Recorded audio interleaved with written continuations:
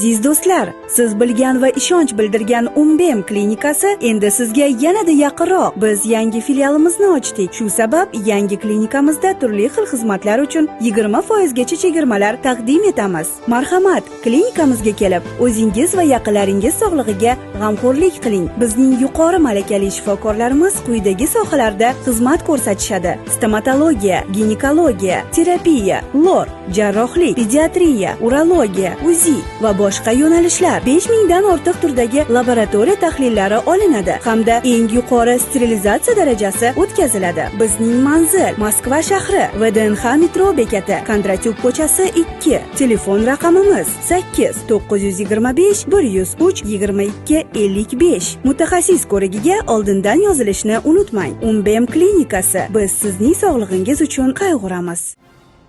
Migrantlar mavzusi Rossiyaliklarda g'azab uyg'otmasligi kerak, dedi Vladimir Putin.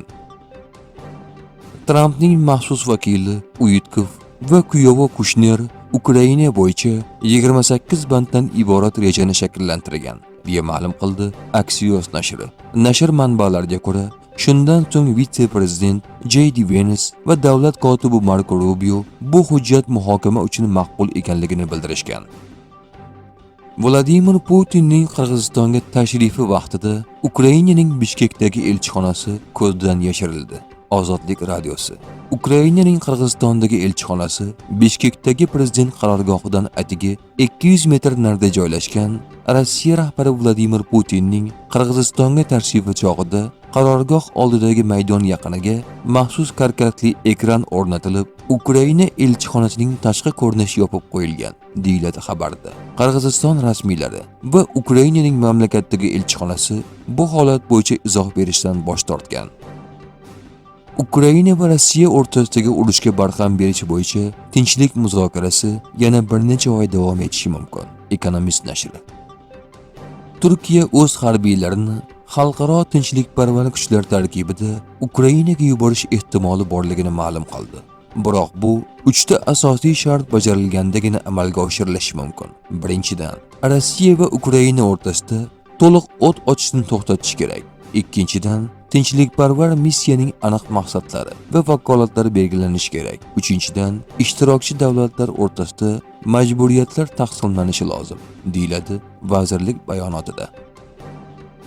Biz oxirgi ukrainaliklarga jang qilishga tayyormiz, dedi Vladimir Putin. Ukraina qurolli kuchlarining ba'zi harbiy xizmatchilari bombijlarga o'xshaydi, dedi Vladimir Putin. Putin Rossiyaning Qrim va Donbass ustidan suverenitetini tan olishini Qo'shma Shtatlar bilan muzokaradagi asosiy jihatlardan biri deb atadi. Putinning so'zlariga ko'ra, Ukrainada Rossiya bilan uzoq muddatli tarixiy nuqtai nazardan munosabatlarni o'rnatishni istagan sog'lom odamlar juda ko'p, dedi Rossiya rahbari. Yevropa ittifoqi Rossiya bilan to'g'ridan-to'g'ri harbiy to'qnashuvga tayyorgarlik ko'rmoqda, dedi Rossiya tashqi ishlar vaziri o'rinbosari Grushko. NATO mamlakatlari va u bilan hamfikr bo'lgan Yevropa ittifoqining harbiy rivojlanish siyosatining asosiy maqsadi ularning iqtisodiyoti, infratuzilmasi, logistikasi, jamiyatlari va harbiy tashkilotlarini Rossiya bilan to'g'ridan-to'g'ri qurolli mojaroga tayyorlashdir. AQSh rahbari Donald Trump tinchlik kelishuvini imzolamaguncha Ukraina rahbarlarini Oq uyga taklif qilmasligini ma'lum qildi. Politico. Estoniya NATOga kuch namoyishi doirasida ittifoqning sharqiy qanoti yaqinida Rossiya bilan chegarada yadroviy qurol mashqlarini o'tkazishni taklif qildi. Politico. Ukraina qo'shinlari hozir egallab turgan hududlardan chiqib ketsagina jangovar harakatlarni to'xtatamiz. Agar chiqib ketmasa, bunga harbiy yo'l bilan erishamiz, dedi Vladimir Putin. Rossiya Turkiyadan Ukraina bilan muzokara o'tkazish uchun o'z maydonini taklif etgandan minnatdor, dedi Mariya Zaxarova. Rossiya tomoni AQShning Ukrainadagi mojaroni hal qilish rejasini muhokama qilish bo'yicha tadbirlar qachon rejalashtirilganini ma'lum qiladi.